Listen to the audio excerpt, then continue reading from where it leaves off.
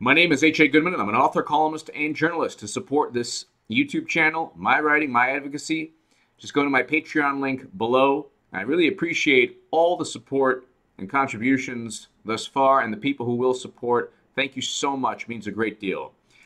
This is CNN. Can you imagine CNN? Maybe what's his name is right. Somebody was accusing CNN of being pro-Trump. I don't think so, but Trump's North Korea policy might just be working. This is an actual CNN headline. My God. What if the machine jettisons the Democratic Party? Now I'm speaking as a Bernie supporter, as somebody who wants Bernie Sanders, Jill Stein, or Bernie Sanders, Nina Turner, Tulsi Gabbard in 2020.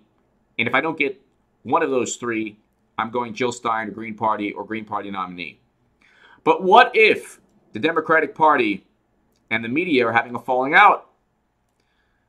Aside from that, Trump's North Korea policy might just be working. Saturday, the 105th birthday of Kim Il-sung, known as North Korea's eternal president, was tense. Many observers feared North Korea would carry out its sixth nuclear test, or that the USS Carl Vinson and its escorts, which Pyongyang at the time thought were just off the coast of North Korea, would attack. Very few people outside the U.S. administration knew the carrier group was in fact some 3,500 miles away from the Korean peninsula.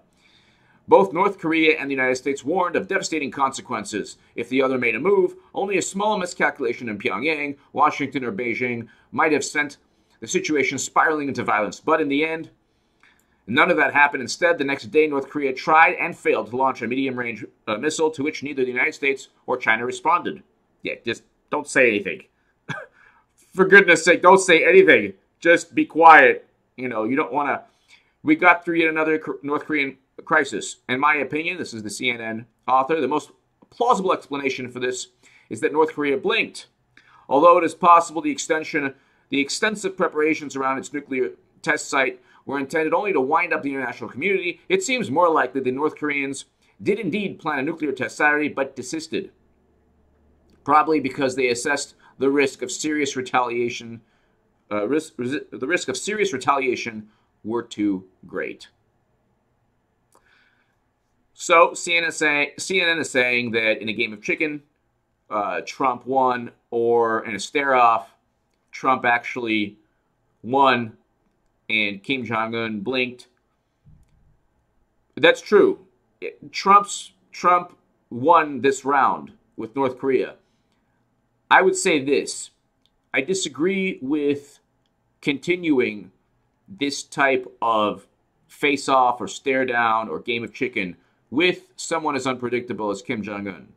I don't think that we're always going to be on the winning side, because what if one day we continually provoke via tweet or, sending a show of force, and then he says, you know what, F it.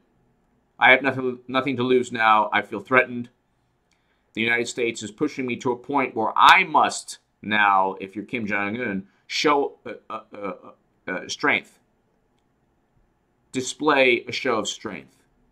What happens to the world, to South Korea, to the region, to the United States, if Kim Jong-un is forced, in his way, to display a show of force? What happens then? Give me your thoughts below. That's why I think this policy towards North Korea we might have won the first round, but I don't think it's something we should continue. Give me your thoughts below. Thank you so much for listening.